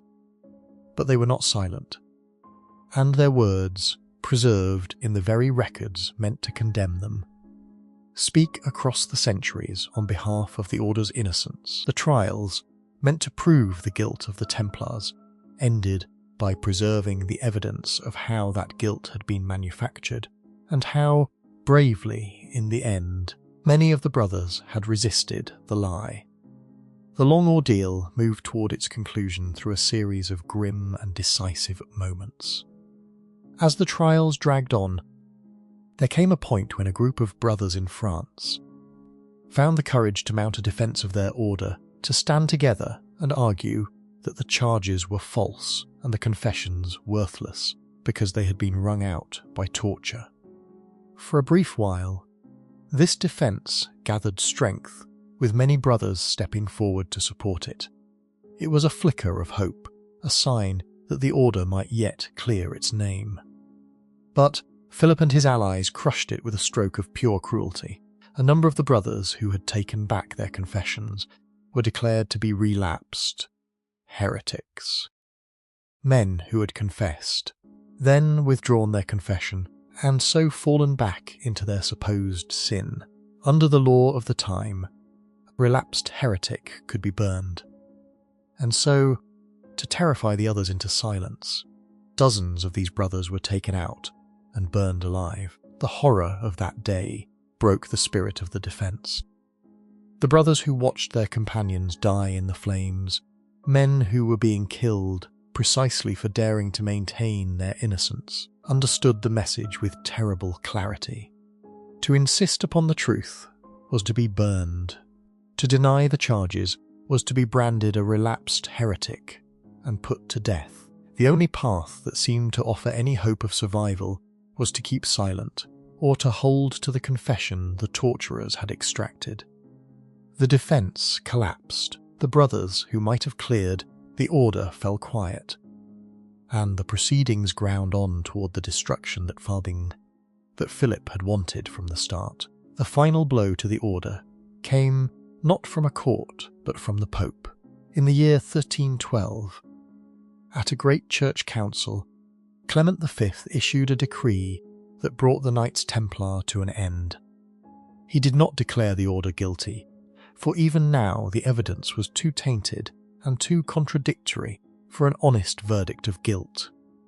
Instead, he dissolved the order by his own authority, declaring that, whatever the truth of the charges, the scandal that now surrounded the Templars made it impossible for them to continue. The order was simply abolished, swept away, its long existence ended by a stroke of the papal pen. After nearly 2 centuries, the poor fellow soldiers of Christ and of the Temple of Solomon ceased to exist. Their lands and possessions were ordered to be handed over to the other great military order, the Hospitallers. Though in practice much of the order's wealth in France found its way, by one means or another, into the hands of the king who had destroyed it, there remained the question of the leaders, the men at the very top of the order, and chief among them the aged Grand Master, Jacques de Molay. He had spent years in prison, had confessed under pressure, and lived in the shadow of death. In the year 1314, the Church prepared to pronounce final sentence upon him and a few of his highest companions. They were to be condemned to spend the rest of their lives in prison, a sentence based upon their earlier confessions. A great crowd gathered to hear the judgment read out, and then, in the last act of his long life, the old man did something that no one had expected. As the sentence was about to be sealed by his confession, Jacques de Molay rose and spoke, and before the assembled crowd, he took back everything. He declared that the order was innocent, that the confessions had been lies, forced out of him by torture and fear, and that the great crime of which he was truly guilty was the cowardice of having confessed to falsehoods to save his own life. He would not die with that lie upon his soul. This was an act of astonishing courage, for the old man knew exactly what it would cost him. By withdrawing his confession in public, he made himself a relapsed heretic, and the penalty for that was death by fire. When word reached the king, Philip's response was swift and merciless.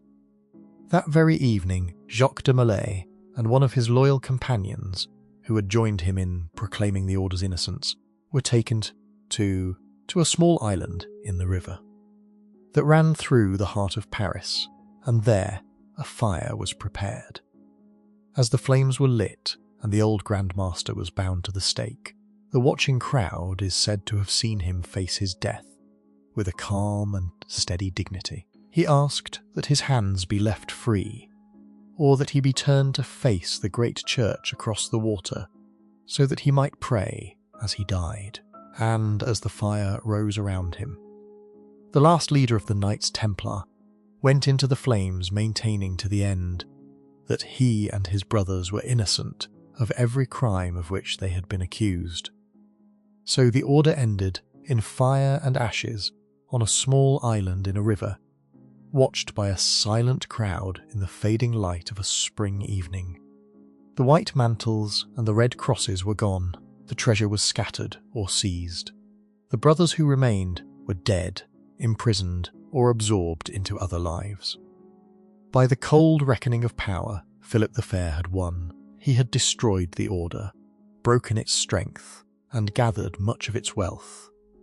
And yet, even in the moment of his triumph, something passed into legend that no king could seize or burn, for as the Grand Master died, a story began to spread. A story of a curse spoken from the flames, and of a reckoning that even the mightiest could not escape. The legend of the curse is one of the most haunting in all of medieval history, and whether or not it happened exactly as the tales would have it, the events that followed gave it a terrible power, according to the stories that grew up soon after. As Jacques de Molay burned upon his island in the river, he called out from the heart of the flames and summoned both the Pope and the King to answer for their crimes before the judgment seat of God. He is said to have cried that within the year both Clement the Pope and Philip the King would be dead, and would stand before their Maker to be judged for the innocent blood they had spilled. The crowd that watched, so the tale goes, heard these words ring out over the fire, and shivered and remembered. Whether the old man truly spoke such a curse, no one can now say with certainty, for the accounts were written down later and shaped by the imagination of those who told them. But what happened next is plain historical fact, and it is the kind of fact that turns a story into a legend. Within a matter of weeks, Pope Clement V, the man who had abandoned the order to its fate and dissolved it at the king's command, fell ill and died. He had been sick for some time, but the timing was such that men could not help but connect his death to the dying words of the Grand Master. The Pope who had destroyed the Templars was gone, carried off mere weeks after the fire on the island. And then, before the year was out, the king himself followed. Philip the Fair, still in the prime of his power, was out hunting when he was struck down. By a stroke or some sudden seizure, the accounts differ, and within a short time he too was dead.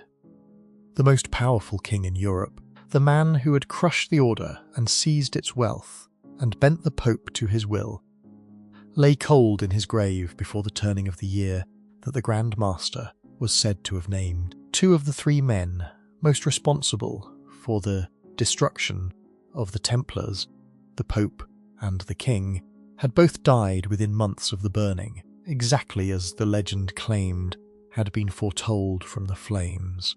To the people of the age, who saw the hand of God in all things, this was no coincidence. It was divine judgment plain and terrible, falling upon those who had murdered the innocent. The curse of the Templars passed into legend and never left it. The misfortune did not end there, at least not in the telling. Philip's line, so it was said, was struck by a kind of doom. His sons, who came one after another to the throne of France, ruled only briefly, and died without leaving sons of their own to follow them, so that within a few years the direct line of the proud king who had destroyed the Templars had failed entirely, and the crown passed to a different branch of the family. To later generations, looking back, this swift extinction of Philip's male line seemed like the working out of the curse, the slow and certain vengeance of the order he had wronged. The man who had reached for absolute power and treasure had won them for a moment, and then watched, or rather his descendants had suffered, as everything he had built crumbled and his blood ran out. It is here, in the strange aftermath of the Order's destruction, that history and legend become difficult to separate, and the figure of the Knights Templar begins its long second life in the imagination of the world. The Order was gone, but it would not stay dead. Almost from the moment of its destruction, the very things that had made the Templars vulnerable, their wealth, their secrecy, their sudden and mysterious end, became the raw material of myth. People could not quite believe that an order so rich and so powerful had simply vanished. There had to be more to the story. There had to be secrets that survived, treasures that were hidden, brothers who escaped, knowledge that was passed down. The empty space left by the Order's disappearance filled, almost at once, with whispers and wonder. The most persistent of all these whispers concerned the treasure. The Templars had been fabulously wealthy, and when the king's men came to seize their possessions, they found, by some accounts, less than they had expected. The Order's great wealth seemed, in the legends, to have partly slipped away, spirited off before the arrests, carried into hiding by brothers who had received some warning of the coming blow. Where did it go? The stories offered 100 answers. Some said the treasure was loaded onto ships at a French port and sailed away to a destination unknown, never to be seen again. Some said it was buried in secret vaults beneath this castle or that church, waiting still for someone to find it.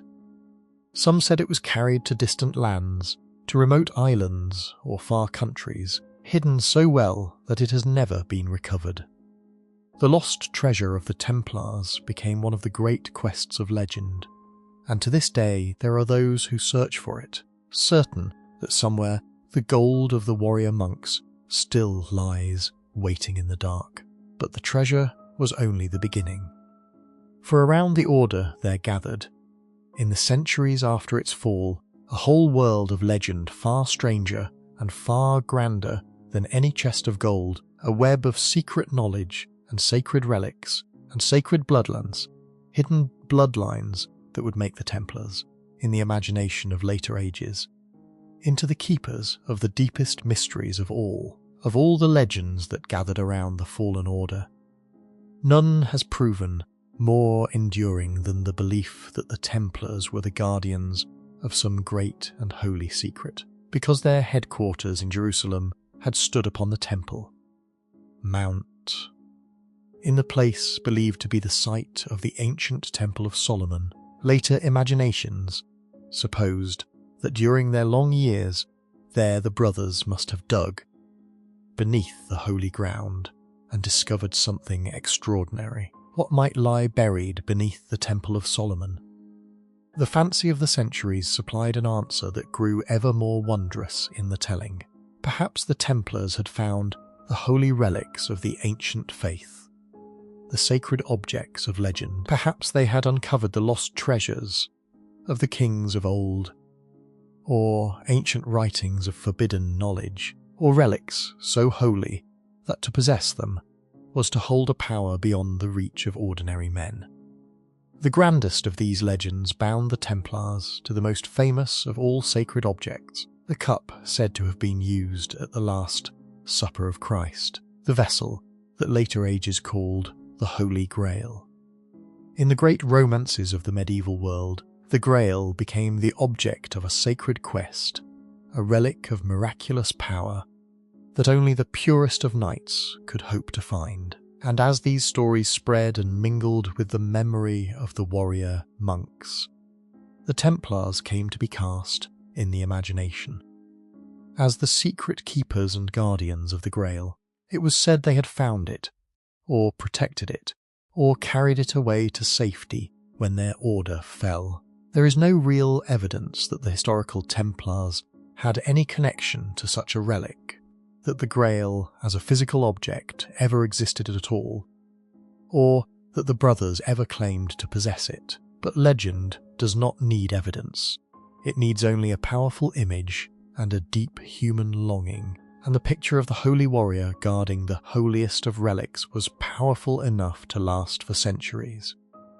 Other legends connected the Templars to a mysterious idol, taking up the very accusation that Philip's torturers had forced from the brothers.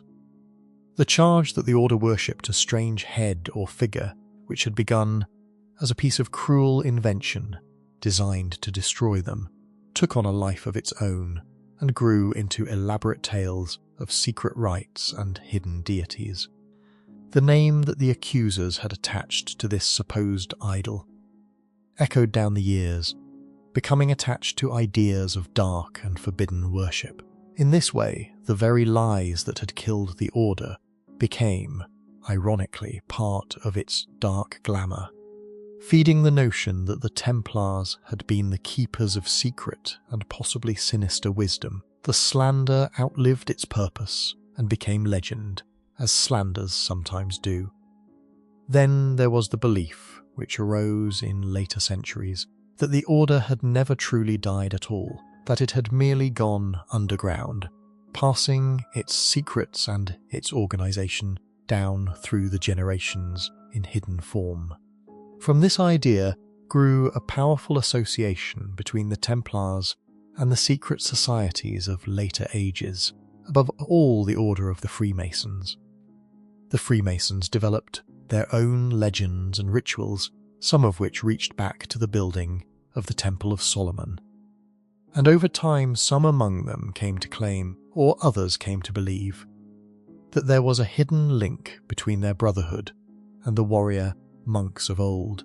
Through this supposed connection, the Templars were imagined to have survived in secret, their knowledge and their mission preserved across the centuries by those who guarded the hidden truth. Historians have found no real evidence that the medieval order continued in any unbroken line into these later societies, but the belief proved irresistible, and it wove the Templars ever more deeply into the great tapestry of conspiracy and secret history. The order even left its mark upon the calendar, or so the popular belief would have it. The arrests had fallen upon a Friday, the 13th day of the month, and in later centuries the notion arose that the dread of that particular date, the superstition that Friday the 13th is a day of ill luck, sprang from the catastrophe that befell the Templars on that very day. Whether the superstition truly began, there is far from certain, and there are reasons to doubt that the connection is as old or as direct as the story suggests. But the tale is told and retold, and it has fixed the order forever in the popular mind. As a thing bound up with bad luck and dark mystery, its memory summoned every time that unlucky date comes round. What are we to make of all these legends? Of treasure and grail and idol and secret survival and cursed dates? The honest answer is that they tell us less about the historical Templars than about the people who came after them, about the longings and fears and fascinations of later ages. The real order was, as we have seen, a body of fighting monks, brave and disciplined, and pious and worldly, all at once, builders and bankers and soldiers, men of their time with the virtues and the faults of their time. They held no grail, worshipped no demon, kept no cosmic secret. They were destroyed, not because of any dark wisdom they possessed, but because they were rich and independent and inconvenient, and because a ruthless king wanted their wealth and their lands. And yet the legends persist, grander and stranger than the truth, because the truth, in the end, is harder to bear. It is easier to imagine that the Templars guarded a holy secret than to accept that they were simply good and ordinary men, destroyed by greed and cruelty, their innocence drowned out by the noise of monstrous lies. Behind the legends lies a quieter and more truthful story of what really became of the Order and its men, and it is a story worth telling for its own sake. Not every Templar died in prison or at the stake. The terrible persecution had fallen most heavily in France, where the king's power was greatest and his hunger fiercest. Elsewhere in Europe, the brothers met very different fates. In many lands, when the Order was investigated and then dissolved, the brothers were found to be guilty of nothing worse than belonging to an order that the Pope had abolished. They were not tortured into wild confessions. They were not burned. Instead, they were pensioned off, allowed to enter other monasteries, or absorbed into other religious orders, and they lived out their days in relative peace. The great majority of Templars, across the whole of Europe, did not perish in flames. They simply ceased to be Templars, and became something else, ordinary men. Once more, their dramatic order dissolved around them. In some kingdoms, the order did not so much die as change its shape. This was most striking in the lands of the Spanish kingdoms, and above all, in Portugal, where the rulers had no wish to destroy a body of skilled and loyal warriors who had served them well in their own long struggles. In Portugal, rather than abolish the order and scatter its members, the crown arranged for the Templars to be reformed into a new order under a new name, the Order of Christ. The brothers passed, with their lands and their traditions largely intact, into this new body, which continued to exist and to serve the Portuguese crown for centuries. Through this transformation, much of the spirit and substance of the Templars survived in Portugal long after the order had been destroyed in France. Not as a secret society hidden in the shadows, but as a recognised and honoured institution working in the open. In later ages, the knights of this successor order would even play a part in the great voyages of exploration, their crosses sailing on the ships that crossed unknown oceans. The property of the order, that vast accumulation of land and wealth, gathered over nearly 2 centuries, met a more tangled fate. The Pope had ordered that the Templar possessions be handed over to the Hospitallers, the other great military order, so that the wealth might continue to serve a holy purpose.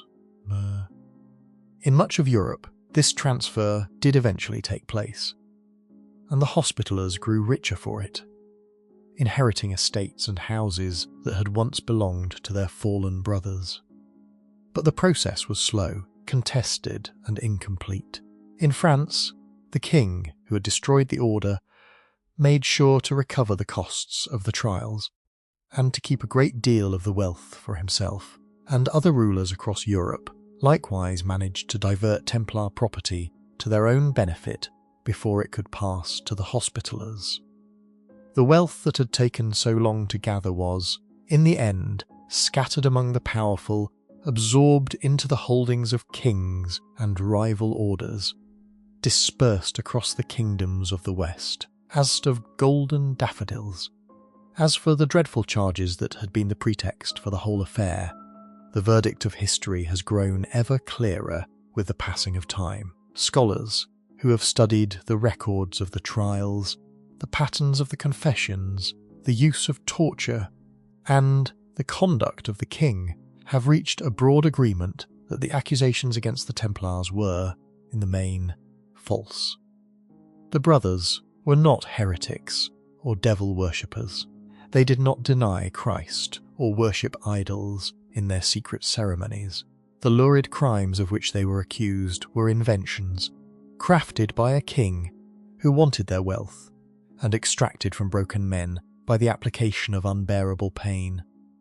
The order had its faults, no doubt, as any great and wealthy institution does. It may have grown proud, complacent, too rich, and too sure of its privileges. But the monstrous evil of which it was accused was a fabrication, a slander designed to justify a robbery dressed up as a holy crusade against heresy. This judgment is not merely the opinion of modern historians looking back with sympathy. There is striking evidence that even at the time, the highest authority in the Church privately understood that the brothers were not the monsters they were made out to be. Long after the events, in the archives of the Church, scholars discovered a remarkable document, a record of an inquiry that the Pope's own representatives had conducted into the leaders of the order in secret. This record revealed that the Pope, examining the brothers away from the king's torturers, had found their faults to be relatively minor, and had been prepared to absolve them and grant them forgiveness, restoring them to the communion of the Church. In other words, the very Pope who would later dissolve the order had, at one point, secretly concluded that its leaders, whatever small sins they had committed, were not the terrible heretics the king claimed. He had absolved them, and yet, crushed by Philip's pressure, he had gone on to abolish the order anyway, and to abandon its leaders to their fate. The brothers were destroyed, not because the Church truly believed them guilty, but because a king willed it, and a weak pope could not, or would not, stand against him. So the truth behind the legend turns out to be, in its way, more disturbing than any tale of secret idols or hidden treasure. It is the truth that an honoured and ancient order, made up of brave and pious men, could be destroyed in a few short years by lies and torture and royal greed, a host of golden daffodils with the Church that should have protected it standing by, and finally lending its hand to the deed. It is a story not of dark magic, but of dark human nature, of the things that power will do when it wants what another possesses. The Templars were not brought down by their sins, they were brought down by their wealth, and by the cruelty of those who coveted it. And perhaps that is why their memory has never faded. For the world senses, however dimly, that a great injustice was done, and the dead, when they have been wronged, are not easily forgotten. It is worth pausing, near the end of our long journey, to consider what the Templars truly left behind, beyond the legends and the ashes. For an order that existed for less than 2 centuries, and ended in disgrace, the Knights Templar cast a shadow upon history, out of all proportion to their numbers and their years. Their influence lingered in places both grand and unexpected, woven quietly into the fabric of the world that came after them. In the realm of money, the methods they had pioneered did not die with the idea of safely storing wealth in one place and reclaiming it in another, of moving value across great distances through written records rather than the dangerous transport of gold, of an institution that could hold deposits and make loans and serve the financial needs of kings and merchants alike. These ideas outlived the order that had done so much to develop them.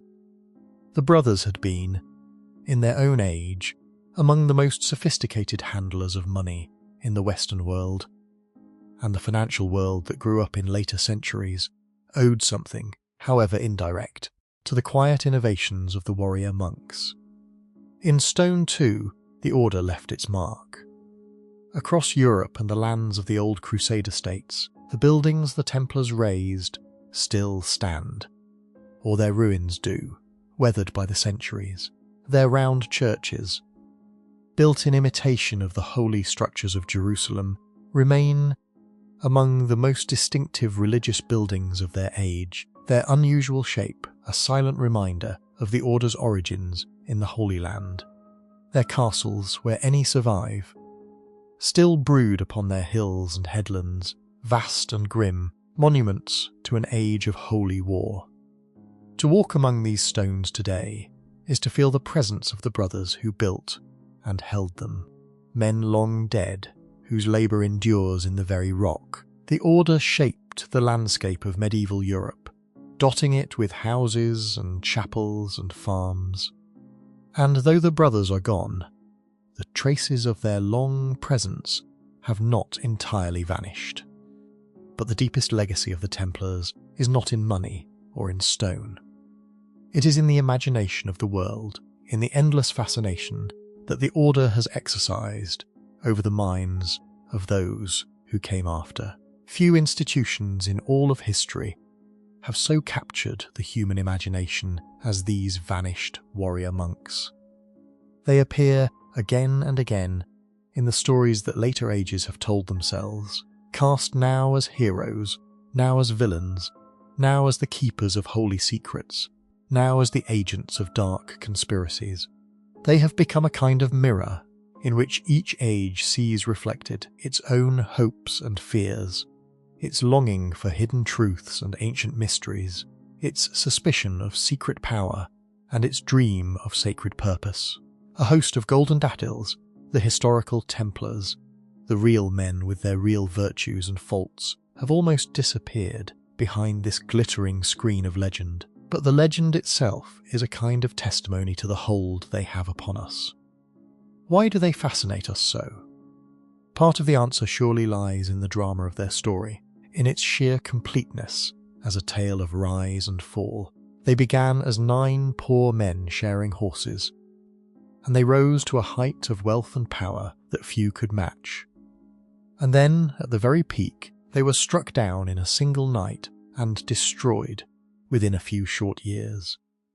There is a terrible perfection to that arc, a shape that speaks to something deep in us, the sense that pride and power invite a fall that fortune turns, that nothing built by human hands endures. The Templars lived out, in the span of their history, one of the oldest and most powerful of all stories, the story of the mighty brought low, and they lived it on a grand and tragic scale. There is, too, the matter of the injustice of their end. Whatever their faults, the brothers did not deserve what was done to them.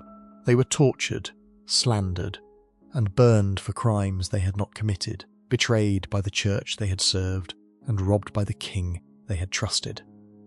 There is in their fall a deep wrongness that the conscience of later ages has never quite been able to accept, and this sense of injustice keeps their memory alive and gives it an edge of sorrow and anger. The wronged dead haunt us. They demand, in some quiet way, to be remembered, to have their innocence acknowledged even centuries after the flames that consumed them have gone cold. In remembering the Templars, in telling their story truly, we render them a kind of late justice, the only justice now within our power to give. And part of the answer lies in the mystery, the genuine gaps and silences in the story, into which the imagination is forever drawn. The secrecy that surrounded the Order's inner life, the questions about its lost wealth, the strange suddenness of its destruction, all of these leave spaces that no certain knowledge can fill, and the human mind cannot resist filling them. We are creatures who crave hidden meanings and secret patterns, who would rather believe in a great concealed truth than accept the duller facts of greed and cruelty. The Templars, with their closed doors and their buried questions, offer the perfect canvas for this craving, and so the legends multiply, generation after generation, each new age adding its own colours to the picture. Yet, for all the legends, the truest tribute we can pay to the Knights Templar is to remember them as they really were, not as the keepers of the Grail, not as the worshippers of dark idols, not as the secret masters of a hidden order ruling the world from the shadows, but as men. Men who rose in the cold before dawn to pray. Men who shared their horses and their bread. Men who rode out to guard frightened pilgrims on dangerous roads, and who held grim castles in the desert sun, and who died, sometimes bravely and sometimes in terror, far from the lands of their birth. Men who built and banked and farmed and fought, who grew proud and grew rich and grew careless, and who were, in the end, destroyed for the crime of having something that a powerful man desired. They were not saints, and they were not demons. They were human, and their long story is, beneath all its drama and all its mystery, a profoundly human story of courage and faith and ambition and folly, and of the cruel and ancient hunger of the powerful for the wealth of others. So when you hear the name of the Templars whispered in the tales of treasure and conspiracy, when you see them painted as the guardians of impossible secrets, remember the 9 poor knights on the dusty roads of the Holy Land, and remember the old man who rose before the flames to say, with his last breath, that he and his brothers were innocent. That truth, simpler and sadder than any legend, is the secret the Templars really left to the world. And it has outlasted every king and every pope who tried to bury it, carried down through all the long centuries into this quiet hour and into the dark. And here our long story settles slowly into stillness. The white mantles have faded into the dark, the red crosses dimmed, the clash of arms grown faint and far away. The proud castles stand empty, now their towers softened by the centuries, and the river still flows quietly past the little island, where the last Grand Master spoke his final words into the fire. The kings who destroyed the order are long gone. Their crowns turned to dust, their names remembered chiefly for the wrong they did. The treasure, if it was ever truly hidden, lies undisturbed in some forgotten place, or perhaps never existed at all, and the secret the Order was said to guard has melted into legend and into night. But the brothers themselves, the ordinary men who rose before dawn and rode out to guard the helpless, are not entirely lost. Their story remains, carried softly down through the long generations, from the dusty roads of the Holy Land to this quiet hour where you lie. They lived, and they served, and they suffered, and at the end they held to the truth even in the flames. And now their tale has been told once more, unwound gently in the dark, and it asks nothing further of you but to let it go. So rest now. Let the centuries drift away like dust upon the wind. Let the names grow quiet and the years grow still. There is nothing left to do but breathe and let the story fade and sleep. Rest well, sleep deeply, and good night.